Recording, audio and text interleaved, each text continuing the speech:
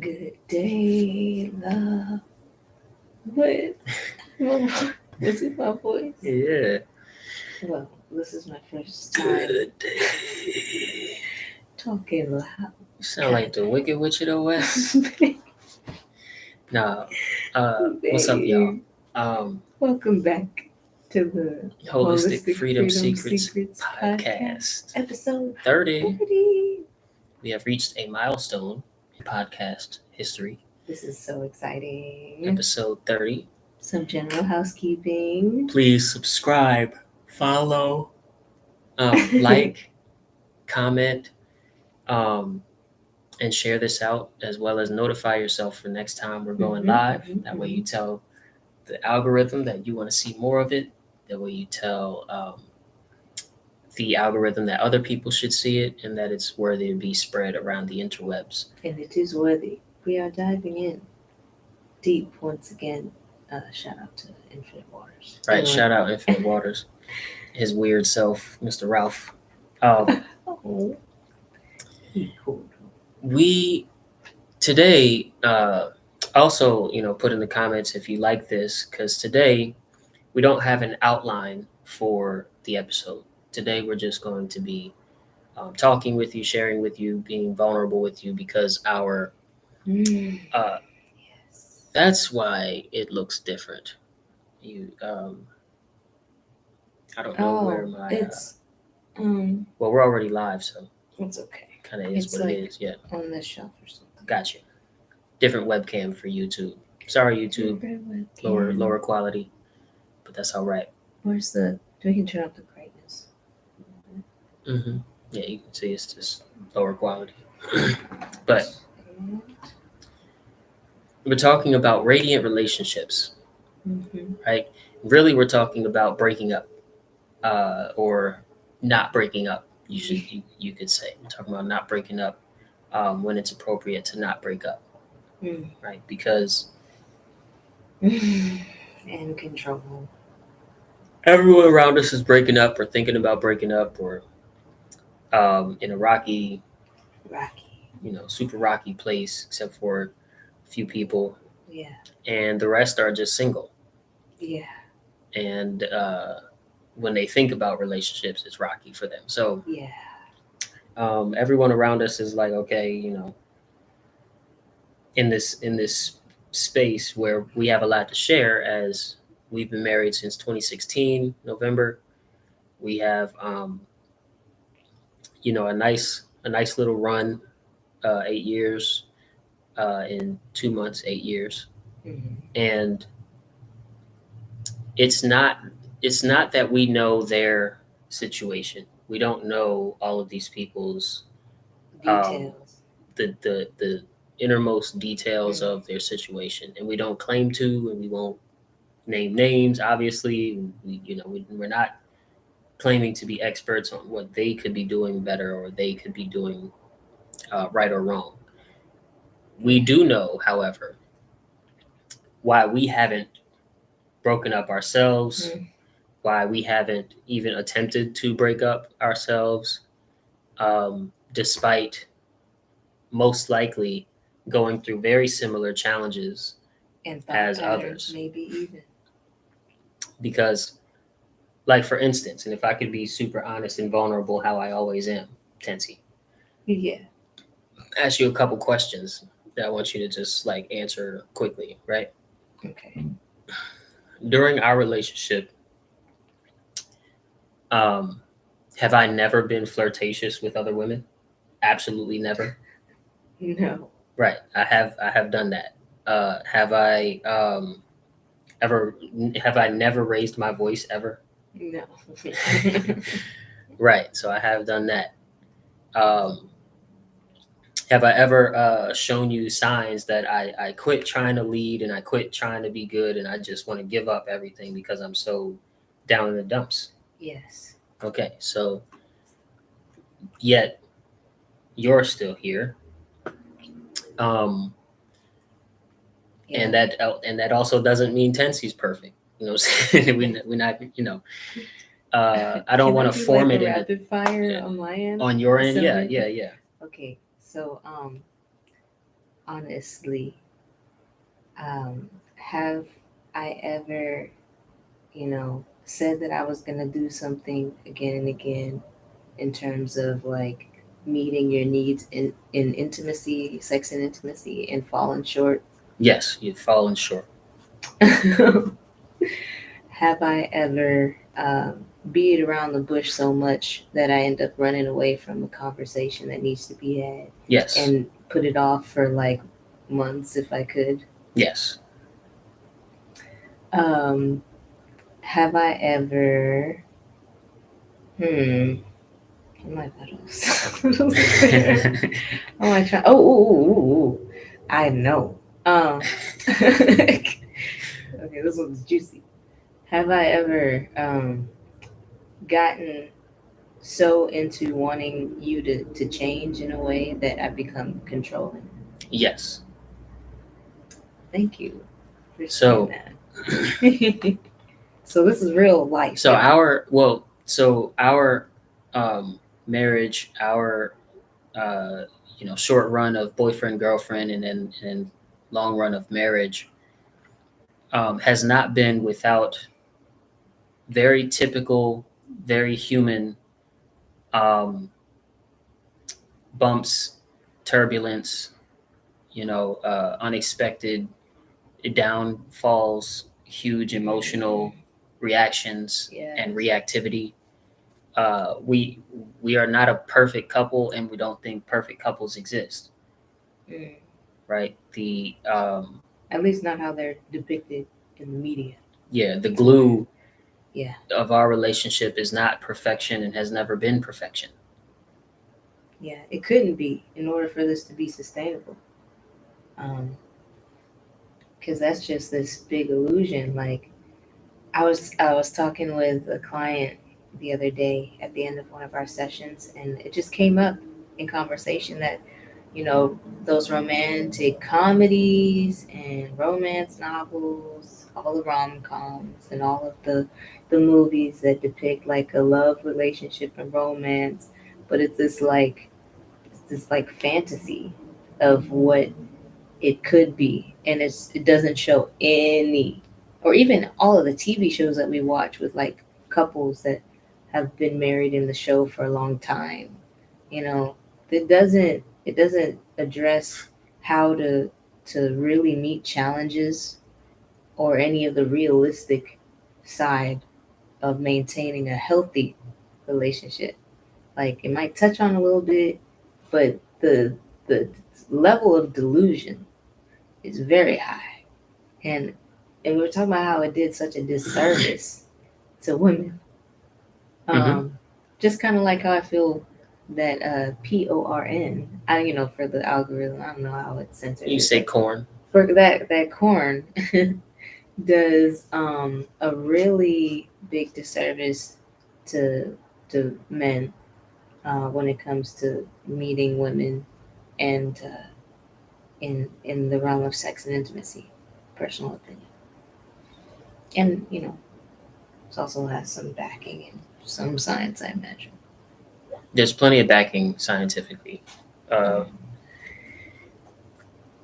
just to tie that in a nice little bow from my perspective, Mm. there's there's a romance model that is quite popular, really worldwide, due to, or let's say, dating back to the earliest chivalrous models. Chivalry. Yeah, and around the world doesn't mean every single culture and every single tradition, but Yeah, like think about as Bridgerton and as knights and things. uh, regions become more and more city-like, more and more city-based, um, those regions as well start to adopt a romance model that um, simultaneously elevates uh, a woman's happiness and emotional safety net, and diminishes a man's need for sexual satisfaction as well as respect. So it's a romance model that you could say disrespects and ignores man's needs and elevates, oh, excuse me, disrespects and ignores man's needs and elevates um, and prioritizes women's needs. Okay, and this romance model, you all know it, right? It's the man showering her with gifts. It's the man showering her with space to express her emotional um, self. It's the man showering her with how to say, just affirming how great she is despite whatever the behavior is or has been. And it's the man um, checking in with her for leadership across the board, checking in with her for, is this okay in our household? Is this okay in my personal life with my friends? Is this okay? Checking in with the woman for leadership. So that's issues that exist within the romance model, in my opinion, and don't exist in a lot of relationships that last very long. Mm. And then, like I said, there's also the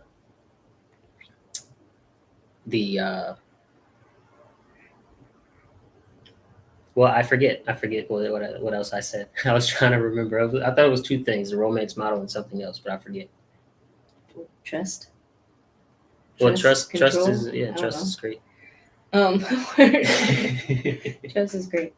Um, so yeah, um, y'all, this is one of them topics that people don't like to talk about, and I've avoided talking with friends about for a long time. But like seeing all my friends come to some point of like a boiling point in their relationships, I'm like, we got to talk about this somehow, um, because I know it's uncomfortable to peel back the layer of what's going on in your intimate life and relationship for people like me. Um, but it needs to be done, and we have to address some of these inner woundings because you know every movie on Lifetime is going to just show you the picture of the black couple that is either broken down and from the perspective of the man is super abusive to the woman, or it's broken down from the perspective of yes they've been in a long relationship but low key she tears him down, or they don't, their intimate life is like non-existent. You know, it's long relationship and they're low key, part of them is unhappy but they say oh she's the best, and oh he's the best, and you know we're so fulfilled, haha, smiles, it's all great, you know, he's accepted not having sex anymore, and we're absolutely great with that in all Yeah. ways, all ways. And So there's some lies right, in that. huge, big, huge lies in that. So what has kept us together and worked for not only us but also other couples that we've been privileged to know about and talk with, that have maintained, and outside of just examples of where the man fully accepts um, certain bad behaviors and about from himself and from his wife or his girlfriend. So outside of just total acceptance of bad behavior from himself and his girlfriend, and the woman totally buys into bad behavior from herself and her husband, or Like acting it out. like believing that that's what it's supposed to be, buys into it. Um, uh, what has worked for us? Well, one of the things that has worked for us is, it's not that I'm a perfect person or even a perfect leader. It's that I have a character that has potential to be a very good or a great leader and person. That I develop my character in such a way that honesty, integrity, um, and a lot of good values Mm. are, I'm choosing to be an example of good values as much of the time that I can. And I'm putting my character over things like my income. I'm putting my character over things like um, being right. I'm putting my character over things like, you know, what else do men struggle with? Just Expressing, income is a huge one because like income touches so many other things like emotionally for us. like when you're in But chronic stress, like how you express and mhm. is. I mean, that's Yeah, that's how you very. express yourself in chronic stress, putting choosing to develop a character based on good values over a lot of over a lot. Oh, I don't see the. There we go. I hope the microphone is picking us up on YouTube. It is. But yeah, just choosing that is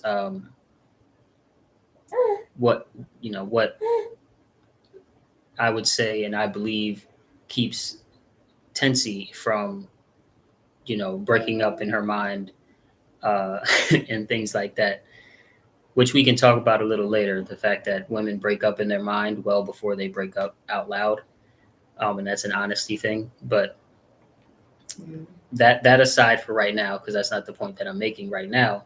Developing character and developing self self worth, self esteem, Mhm. that Self-respect. allow self respect. That's it. Developing character and developing self respect, which respect means re-inspectar, re again, spectar, look. So to look at yourself again is self respect. Um, Developing that in such a way that you are an example of good values, and putting that above challenges, above again money, above ambition, above everything else, um, has allowed for us to, has contributed to the glue that keeps us together. Yeah. Um, I feel like that's a similar thing for me. It's coming back to remembering, hey, why is this is this issue or challenge that's come up in our relationship? Is it more important to me to do it like this? It's always like an A or a B, A or a B. Am I feeding bucket A or am I choosing to feed bucket B? Bucket A is the rejection of truth. I mean, we'll say bucket B is the rejection of truth, right? okay. And bucket A is the acceptance of truth. So A, acceptance of truth, B, rejection of truth. And am I choosing in any given moment or juncture or challenge in our relationship to pour into rejecting the truth that was brought up? So it could be realizing that I was wrong and taking responsibility for that, for my part, and not harping on his part. Or, and B could be like not taking responsibility for my part and just pouring more gasoline on the fire, right? To amplify the rejection of me still needing to take responsibility for my emotions, for my actions, for my behaviors, the things that I have done. So I feel like it always comes into my mind as like that self evaluation point, even if it's not in the immediate moment where I feel triggered or I feel like, oh man, we're at this challenge point. But I always eventually, and it's been getting quicker the more that I do it.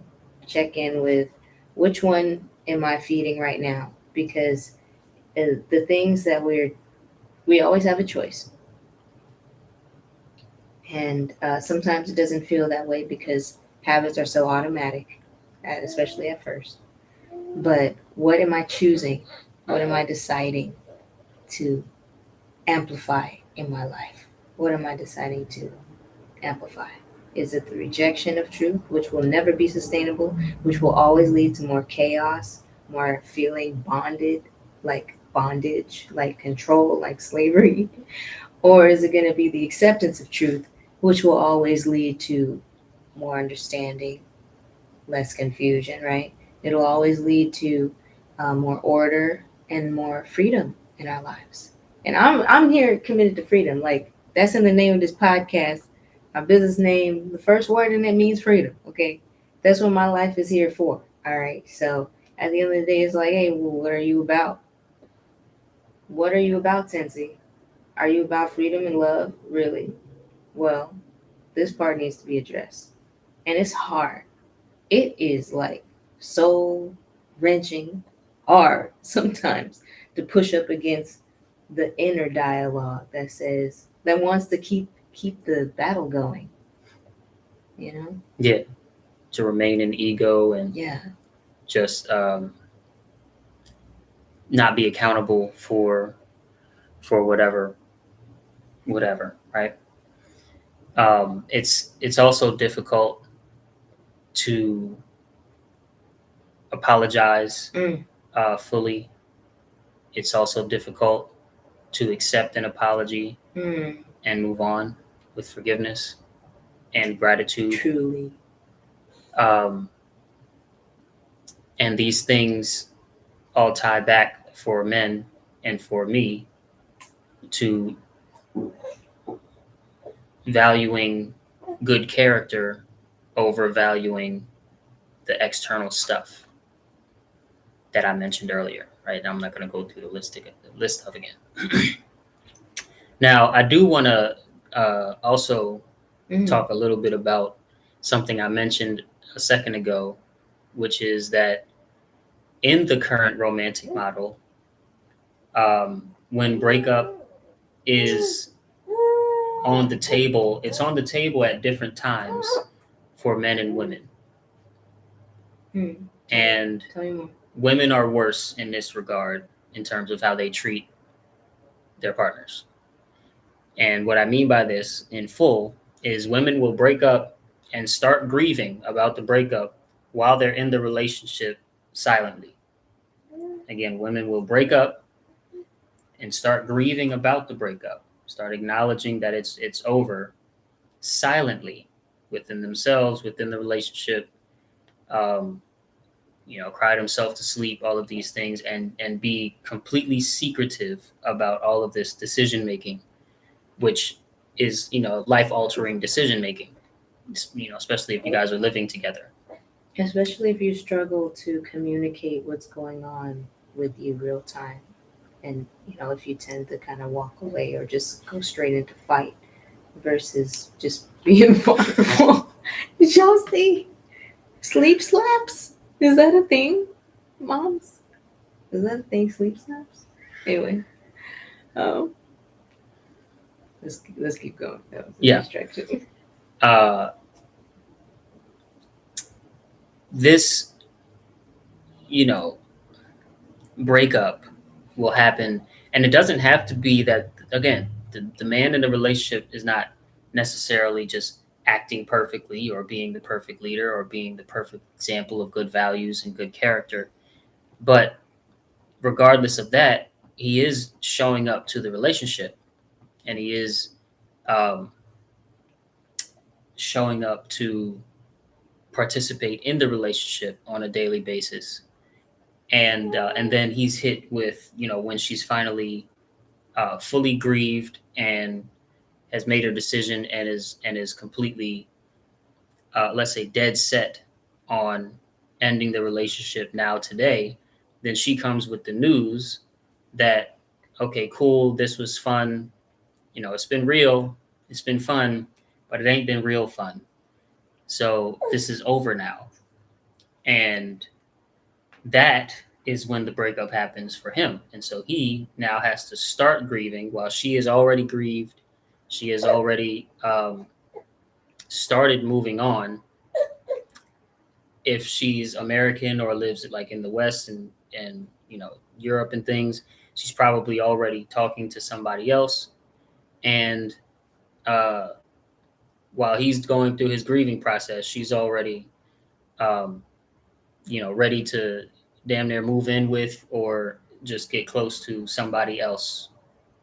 and this cycle just repeats itself, right? And eventually, if that relationship doesn't pan out to her standard or pan out to any good standard or whatever, then that same grieving process will likely happen silently. She'll start preparing. She'll finally get to a point where, okay, today I'm ending it, and then break the news to the him. He starts his grieving process, and she's already moved on. And this is not good, and this speaks to accountability, right? And there's a lot of podcasts, there's a lot of so-called experts, there's a lot of um, content out there that speak to women's inability or women's low ability, like low level ability, to remain accountable for certain things when it in regard to relationships and relationship maintenance. Mm. Radical honesty, forthcomingness, meaning saying things as they are beginning to take shape and not waiting for them to fully take shape. Um, these things, or the lack of these things, play a big role in let's say increasing the number of couples that are able to get through the hell into heaven and earth, right? Through get through what you're going through, pardon me, into the aftermath where you've come out of it stronger together. Before we go, I I have to mention the hormonal cycles, right? Mm-hmm. So, um, and these are half the time when there's all these issues going on in a relationship, it's there's some sort of cause, right? So it might have been chronic sleep deprivation and you not heeding your hormonal changes, and that's for men and for women. Okay, you're not processing your emotions, you're not taking care of yourself, and it's all overflowing in this energy deficit that you're not having a full cup barely ever anymore, and now it's just made it's had its toll on you, and you're like, oh my gosh, I've reached my breaking point, I have to address everything in my life now, and it becomes this whirlwind of trying to pick up the pieces, but you're still probably ignoring your hormonal needs. Your body's like whispering to you that it needs certain things at certain times of the month for women and certain times of the day for men. Men follow a 24-hour hormonal cycle where they get a release of testosterone every 15 minutes. And women, and they produce estrogen in their brains. So sex organs produce testosterone for men, and the brain produces estrogen for men.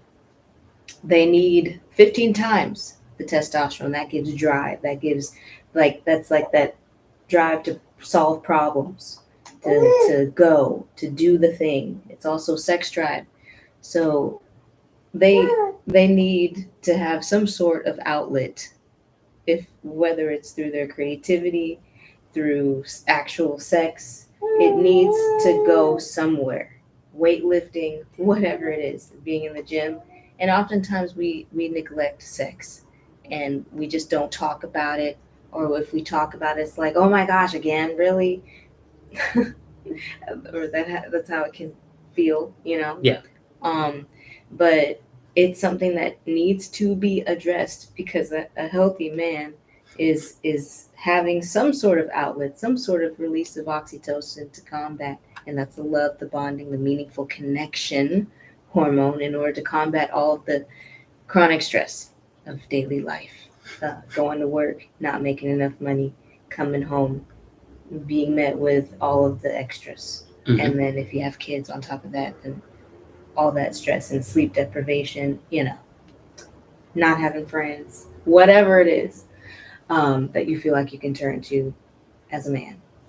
Similar things going on, uh, from a very different perspective for women. Like for women, it's a bit more complicated. It's not as we only get that extra dose of like the drive, the motivation, like once a month during when we would be ovulating.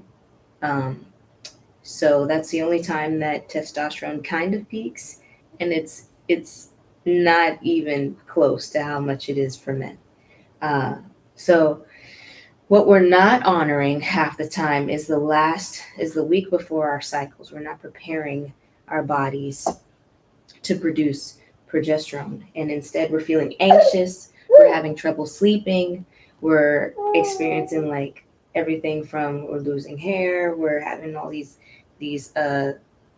health issues, and and really bad irritability, heavy cycles when they do come on, because we're not taking time to rest, to recover, to have healthy, nourishing foods like nature's carbs. So the whole foods that come from nature. We're not applying the self-care things that we need on a daily basis. We're not applying the Freedom Five. We're not checking in with ourselves, and it implodes crazy. And we're trying to fast and we're trying to exercise this week before, and everything comes crashing down. Our schedules are packed. Our bodies can't handle any of these things the week before our cycle. Okay. Especially if we've been out of balance from taking the birth control pill or antibiotics or any other medications, or we've drunk a lot of alcohol in the past, or we just lean on that for a way out. It's all gonna come to a head, right? It's all gonna take its toll, and if we are not addressing that, then we see the breakdown happen in our relationships. We become, I start to notice when I'm not taking care of myself, especially that week before, I start to notice how critical I become of myself and my partner, especially. And if we have kids, loop them kids in too, okay? Because everyone can get it in the worst way when we're not feeling good. So we really need to take responsibility for bringing ourselves back into balance, seeking out those healthy, safe spaces to express in female friends, seeking it out in other ways, in massage, self massage, whatever it is, finding ways to load up on the meaningful connection, the oxytocin, the feeling love, cuddles with dogs or pets or babies, really boosting ourselves up, because we cannot expect to receive it all from our partners. Yeah. And the less lazy we are, the better we are together. So if we're putting the effort in to both take care of ourselves and take care of our partners on both sides, on the male side and female side, then we're better together. Thank you all for tuning in to today's episode of the Holistic Freedom Secrets podcast, where we talked about, hello, Deem. I don't want to say it wrong. Deem SDM. Uh, uh, Please subscribe, follow, like, comment, share this out, and notify yourself for next time we go live. That tells the algorithm great things about us and great things about what you want to have in your for you. It helps us customize these episodes, y'all, to meet your needs as well. Put down in the comments something that you took away, if it reminded you of something that you're seeing in your friends' lives and relationships and your relationships. What's something that has helped you through a challenging time in a relationship to bring some harmony into that? All right. We'll see you in the next one. Take good care. We'll see you Monday for B Day.